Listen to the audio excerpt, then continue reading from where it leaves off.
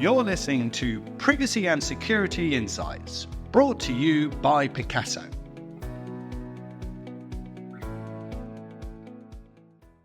Hello and welcome to this podcast brought to you by PICCASO. I'm Steve Wright, today's host for this session. I am delighted to be welcoming Carolyn Hubble, the Legal Director and Director of FOI Freedom of Information and Prosecutions at the ICO. And today we are very privileged for her to talk to us about criminal prosecutions at ICO. Welcome, Carolyn. Thank you. Thank you so much for having me. Delighted, absolutely delighted. So before we begin, you've spent a bit of time. So just for our listeners, can you just contextualize 30 seconds of your history of what's brought you up to date? Yeah, sure. So my name's Carolyn Hubble, as you've said. I'm one of the legal directors here at the ICO with responsibility for criminal prosecutions and Freedom of Information Act appeals. I come from a criminal law background myself, with over 20 years working in criminal defence, from being a paralegal to a solicitor, and then as a solicitor advocate representing people in the Crown Court. I've been with the ICO for 5 years. I came in as a prosecuting lawyer and then I became a legal director 2 years ago. Thank you. Wow, what fantastic credentials. So what's interesting in your 20-year history, you must have seen the good and bad of society. You could put it that way. It's certainly been an eye-opener. Yes. All walks of life, all kinds of offending. I worked in general crime. So it was everything from road traffic offences in my early days as a solicitor right through to sort of robbery, rape, murder, etc. in my latter years. So I didn't come from a specific privacy background in law, but this is where I've ended up. Yep. And we all come on these journeys, as we were talking prior to the podcast started. Absolutely. Strange travels along the way. But welcome to this PICCASO podcast. So my first question is, so criminal prosecutions in the data protection arena aren't widely discussed compared to fines. Why do you think this is? Well, I think it's fair to say that historically, criminal prosecutions have formed a small part of the ICO's work. And certainly the main sort of offending we used to prosecute most frequently was relatively low level. For example, nosy employees looking at data that they shouldn't be. So the impact was often confined to the controller and a small pool of data subjects. And yes, we did have some more serious examples of offending, notably where there'd been financial gain to the offender. But I wouldn't say those were our bread and butter work. And in light of that, I guess there was a limit to how much our work was ever publicised or discussed externally. We were also a very small team here at the ICO. There was a limit to how much we could prosecute. When I arrived, there was only one other prosecutor. Happily, we have now grown and we have 5 full-time lawyers and a paralegal working exclusively in prosecutions. So our capacity and capability to prosecute more serious cases has certainly increased. And that should help in turn elevate the profile of our work. Well, I hope so anyway. Well, certainly, yes, that certainly will. And no, that's interesting, isn't it? Because that evolution of those types of cases would very much sort of chime with what we're witnessing, not just here in the UK, but obviously in mainland Europe and across the seas. So I just want to dive into why these things are happening. So we all know we're seeing this increase in data being unlawfully accessed, as we know, and then sold on the black market. But what do you think's driving this trend, and how serious a problem is this? Well, the increase is probably born out of the fact that word has simply got out that there is serious money to be made out of the data trade. The sums we've seen being made by defendants has been eye-watering at times, tens, if not hundreds of thousands of pounds, usually out of trading in road traffic accident data used to try and generate PI claims. For example, customer data stolen from vehicle hire companies, breakdown companies, insurance companies, those sort of organisations. And we've seen from evidence gathered how defendants work together, how they encourage each other to jump on the bandwagon, and how they even proactively recruit or embed people into organisations to pass them data in return for money. And often those recruited are young, easy to exploit, and on a modest wage. So the lure of an extra income is irresistible. And for those who are so minded to bend the rules and break the law, it's of course easier and safer to do it with a commodity like data, because you can trade in it under a veneer of respectability, and you don't have to get your hands as dirty or mix with the more salubrious side of the criminal underworld as you would with drugs or Yeah. stolen goods. And it's easier to feign ignorance if you're challenged about its legality than it is to with a kilo of heroin. Yes, great example. Thanks, Carolyn. So we know data is now seen as a very valuable commodity. There are black markets. There are sort of whole underground of websites that most people don't know about, though you can actually trade this data for a price. So I liked your analogy of the stolen goods, drugs, etc. You alluded to how criminals are exploiting this. So what would you say were the biggest risks for organizations that are tuning in to listen today, and just briefly us as individuals, because it's pretty scary? It certainly can be. Well, in terms of risks posed to businesses, well, it can have a massive impact on their reputation and in client customer confidence. Naturally, customers lose faith in the company if they feel their data hasn't been held securely enough to prevent abuse of it. And the ability of organisations to store and utilise public data safely is imperative to their trade and customer confidence. And the level of offending we're talking about often involves hundreds and thousands of data subjects losing control of their data. And for those that become aware, because they are subjected to multiple cold calls, for example, they will no doubt blame the organisation for not protecting their data. And then word can get round that using that organisation can result in your privacy being compromised. The financial impact on the businesses is not only loss of future custom or current custom, but also the cost and effort of remedial measures they have to take. So we had one controller company, for example, who had to get in external specialists to examine their systems and help increase security. They also had to hold 20 separate meetings with corporate clients to try and reassure them. And they estimated the financial cost at around £400,000, not including loss of future custom. In terms of the impact on individuals, I guess it's that loss of control over their data and the inherent feeling of insecurity that can trigger, as well as the loss of confidence in using respected organisations in the future.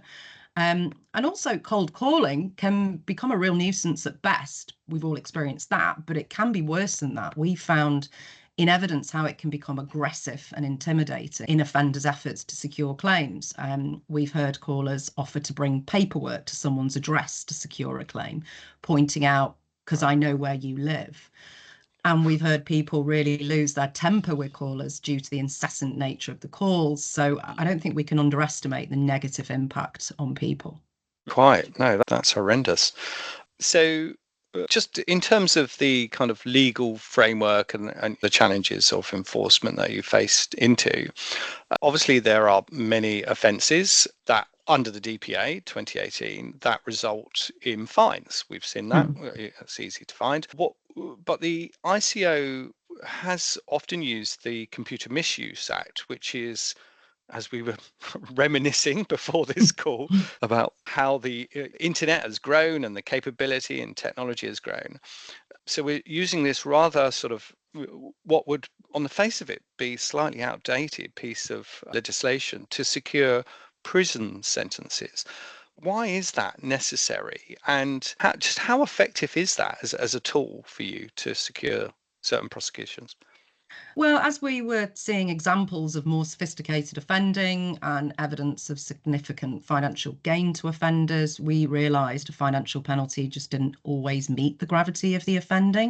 Right. So that's when we look beyond the DPA for an offence, which would open up sentencing options wider for the court. And there is a natural crossover between Section 1 of the CMA and Section 170 of the DPA, because both involve accessing data without authorization or consent.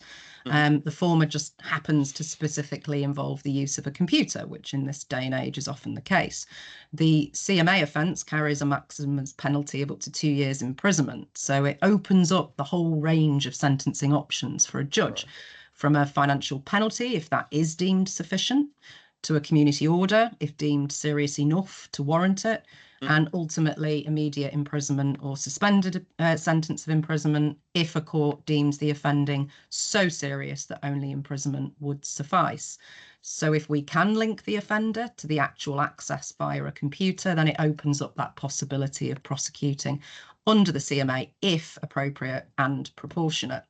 The case where the ICO first chose to do that involved a defendant who was an employee of a national accident repair company who accessed the data of over 17,000 customers without a business need, and that led to over 100 customers complaining about cold calls.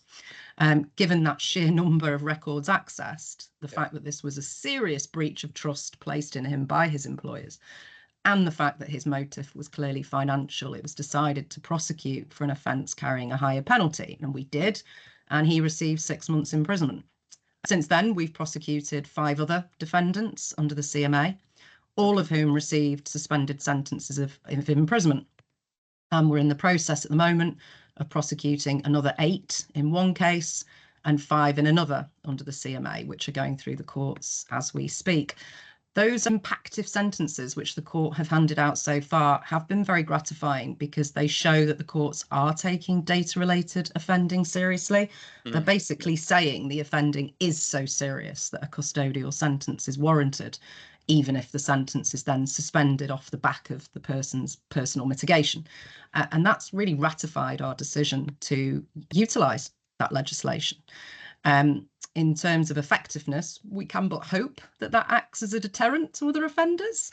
We've come across evidence in text messages between offenders where they've been laughing about how they can only get a fine if caught.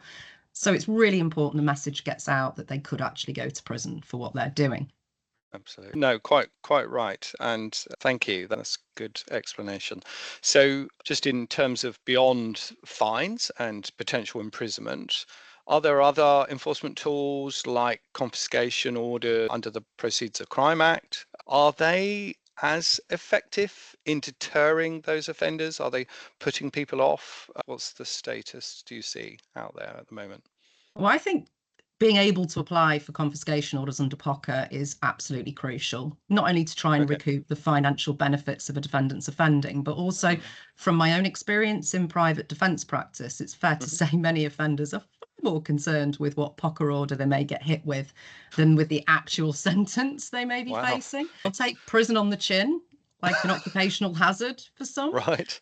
But they're absolutely outraged at the prospect of having to pay over any money or having to sell an asset they've bought with their ill-gotten gains.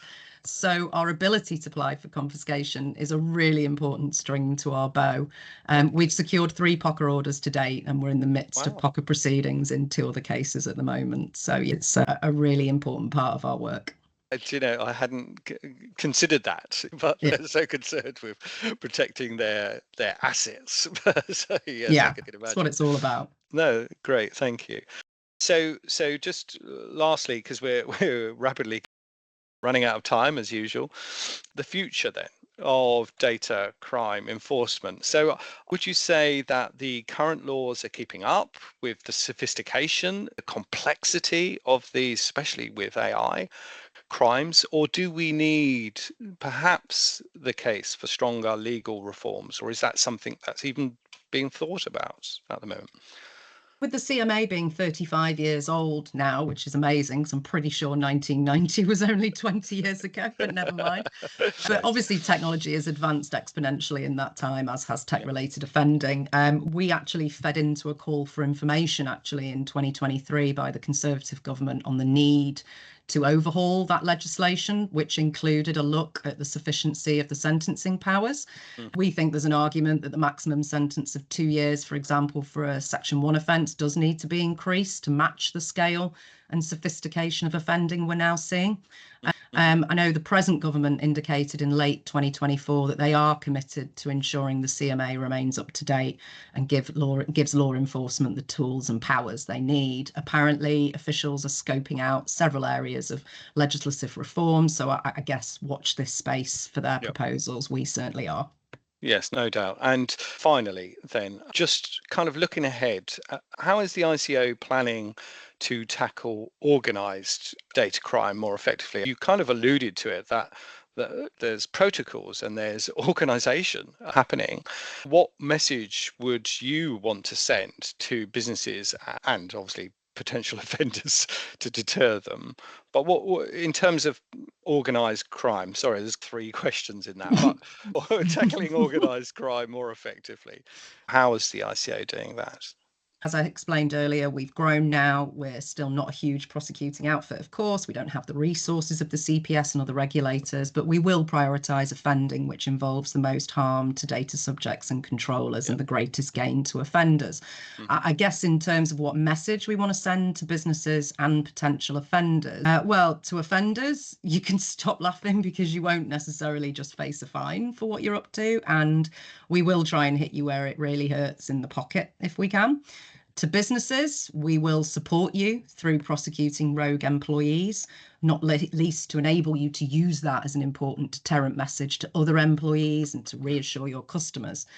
And then finally, I guess a message to data subjects generally as well, where we can, we will use what teeth is available to punish those who threaten your right to data privacy, to demonstrate that we are an effective regulator who cares about your right to retain control over your information, which may sound like a bit of a sassy soundbite to end on, but we absolutely do, because privacy and control are paramount to all of us. Carolyn Hubble, Legal Director for FOIA and Prosecutions. Thank you for joining us here for this podcast at PICCASO. Really great insights there. If you are a subscriber, please click below and sign up to receive our regular updates and newsletters. Also, if you want to get involved, please click on the community website. Please do get involved. We'd welcome more of you. We want to hear more fantastic insights from you. And just down to me to thank Carolyn for joining us today. And well, we now have a lovely weekend to look forward to. But thank you. I look forward to speaking to you again in the future. Thank you for joining us. Thank you for having me.